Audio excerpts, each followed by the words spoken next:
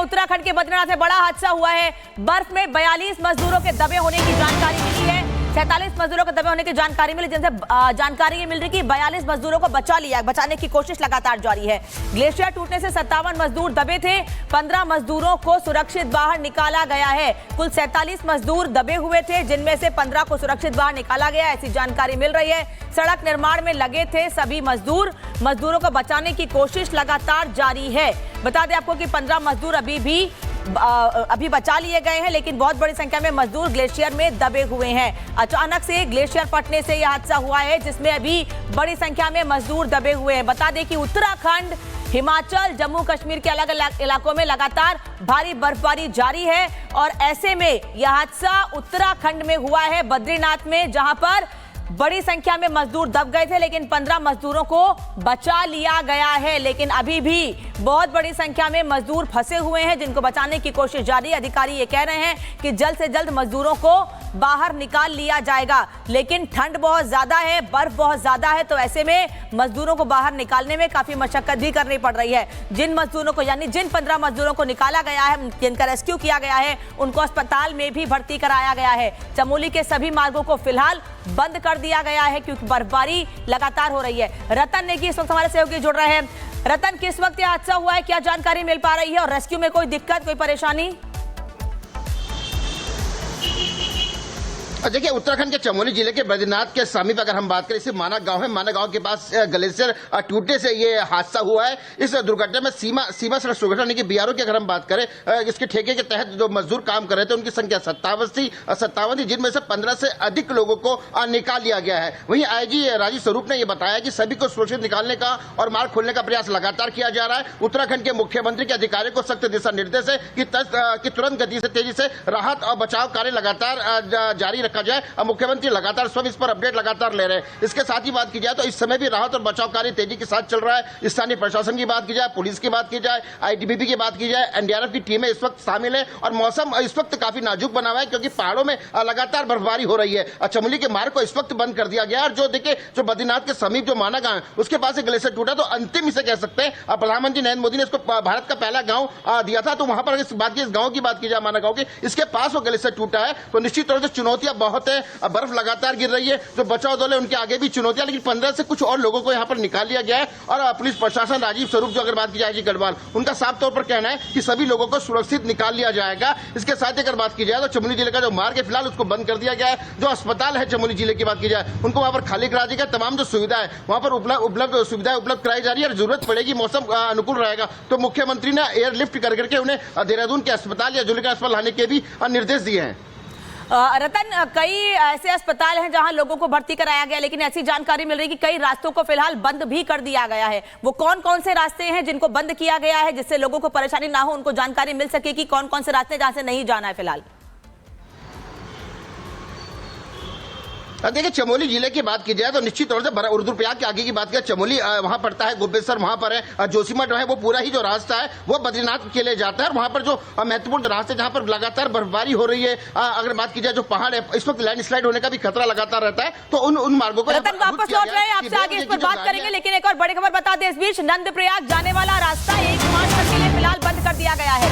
National highway number 7 को बंद किया गया है। चमोली में हादसे के बाद रास्ते को पूरी तरह से बंद कर दिया गया है। नंदप्रयाग जाने वाला रास्ता 1 मार्च तक के लिए बंद हो गया है। बता दें कि कई रास्तों को फिलहाल बंद किया गया है। नेशनल हाईवे नंबर 7 को बंद किया गया है। बीआरओ मुकेश मीणा जी इस वक्त हमारे साथ जुड़े हैं। मुकेश जी, अभी क्या हालात है, रेस्क्यू कहां तक पहुंचा है, 15 लोगों को बचाया गया है?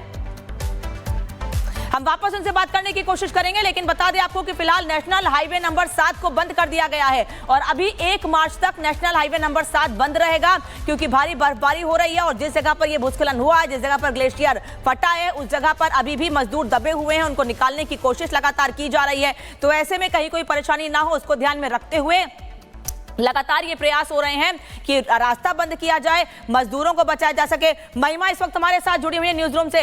महिमा, बड़ा हादसा उत्तराखंड के चमोली में, बद्रीनाथ में, मजदूरों को बचाने का प्रयास लगातार जारी है, क्या अपडेट?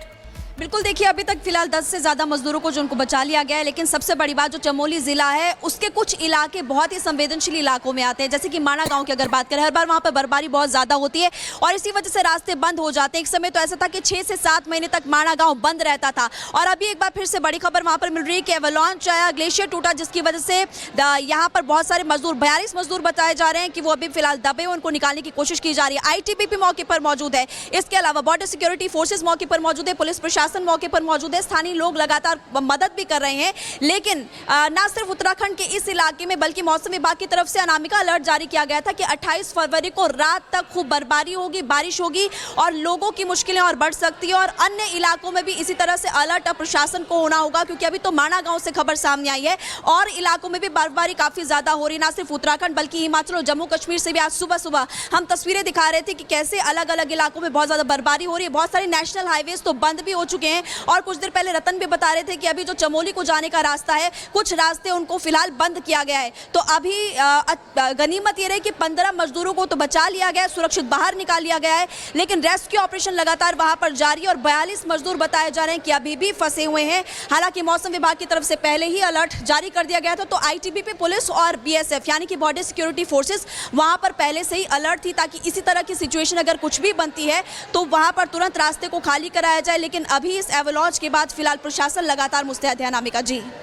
1 मार्च तक नंदप्रयाग जाने का रास्ता भी फिलहाल बंद कर दिया गया है। महिमा माणा गांव का जिक्र कर रही हैं। ये भारत का आखिरी गांव कहा जाता है जिसके चीन की सीमा भी मिलती है और पिछले दिनों हमने देखा था कि साल 2020 में भी कुछ ऐसा ही हादसा वहां पर हुआ था, जहां टनल में लोग बड़ी संख्या में फंस गए थे। उनको निकालने में भी काफी मशक्कत करनी पड़ी थी, कई लोगों की जान भी चली गई थी। लेकिन अभी प्रयास बहुत तेजी से किए जा रहे हैं कि जल्द से जल्द मजदूरों को बाहर निकाला जा सके। कई परेशानियां भी सामने आ रही होंगी आएंगी अनामिका, क्योंकि पहाड़ है और पहाड़ों पे जो लोग रहते हैं उनका जीवन बहुत मुश्किल होता है। वो बड़ी जिंदगी रफ एंड टफ जीते हैं और वहाँ पर रहना आसान बात नहीं है, क्योंकि ज़रा सी बर्फबारी होती है, ज़रा सी बारिश होती है तो वहाँ रास्ते बंद हो जाते हैं, कट ऑफ हो जाता है। कुछ गांव तो ऐसे जो जनजातीय क्षेत्र यानी कि शेड्यूल्ड ट्राइब उनको घोषित किया गया है, उन इलाकों में तो आप जा ही नहीं सकते हैं। साल के 6-7 महीने तो वो रास्ते बंद रहते हैं, वो गाँव कटे रहते हैं बाकी जगहों से।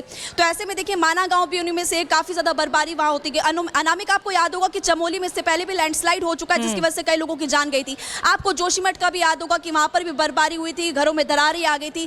पहाड़ों में लगातार हम देख रहे हैं कि ये सब कुछ हो रहा है, ऐसे में सरकार को कदम उठाना चाहिए। ठीक है महिमा, वापस लौट रहे हैं आपके पास। हमें याद है वो हादसा जो तपोवन में हुआ था, जोशीमठ में, वहां पर टनल में भी कई लोग फंसे थे और अब ग्लेशियर के नीचे 42 मजदूर रतन दबे हुए हैं, जिन्हें निकालने के लिए प्रयास जरूर किए जा रहे हैं, लेकिन दिक्कतें बहुत ज्यादा है क्योंकि अभी भी भारी बर्फबारी जारी है और आने वाले कुछ दिनों तक बर्फबारी होती रहेगी। ये अलर्ट जारी किया गया है। देखिए निश्चित तौर से दिक्कत जरूर है, पहाड़ का आपदाओं के साथ चोली और दामन का साथ है और उत्तराखंड के अगर 9.5 पर्वतीय जिलों की बात की जाए तो वो विशेषकर पहाड़ में ही बसे हैं। तो निश्चित तौर से चुनौती है, प्रशासन के आगे चुनौती है और मुख्यमंत्री पुष्कर सिंह धामी ने लगातार अधिकारियों को दिशा निर्देश दिए, तमाम टीमें वहां पर है, लेकिन मौसम जब तक सही नहीं होता तो निश्चित तौर रेस्क्यू में चुनौतियां आएंगी, दिक्कतें होंगी। बरसात लगातार हो रही है, बर्फबारी लगातार हो रही है और जब ये बारिश बरसबारी होती है तो जो उत्तराखंड के जो पहाड़ है वो काफी कच्चे हैं और ऐसे में लैंडस्लाइड की संभावना बढ़ जाती है, तो भूस्खलन भी वहां पर होता है। अगर हम बात करें 21 में जब तपोवन हादसा यहां पर हुआ था रेनी गांव में, उस दौर को भी हमने देखा था, तो निश्चित तौर से काफी चुनौतियों का सामना यहां पर अगर बात की जाए प्रशासन करने पड़ा था और उसके काफी समय बाद तक भी लगातार उनका वो रेस्क्यू लंबा चला था। तो निश्चित तौर से अभी की अगर बात की जाए तो शासन, प्रशासन, सरकार और आपदा प्रबंधन लगातार मुस्तैदी के साथ मौके पर जुटा हुआ है। ITBP की टीम वहां पर है, BRO के लोग वहां पर है और तेजी से रेस्क्यू ऑपरेशन वहां पर चल रहा है। लेकिन जिस तरह से मौसम है, सब कुछ मौसम के ऊपर ही निर्भर करता है कि कब तक जो तमाम और जो 40 से अधिक जो मजदूर सिपाही मजदूर भाई हमारे वहां पर है उनको सुरक्षित निकाल लिया जाए। इसके साथ ही अगर बात की जाए तो अस्पतालों के यहाँ पर इंतजाम कर दिए गए हैं। जो मार्ग यहाँ पर जैसा कि बताया हमारे सहयोगी ने कि नंदप्रयाग मार्ग यहाँ पर बंद है,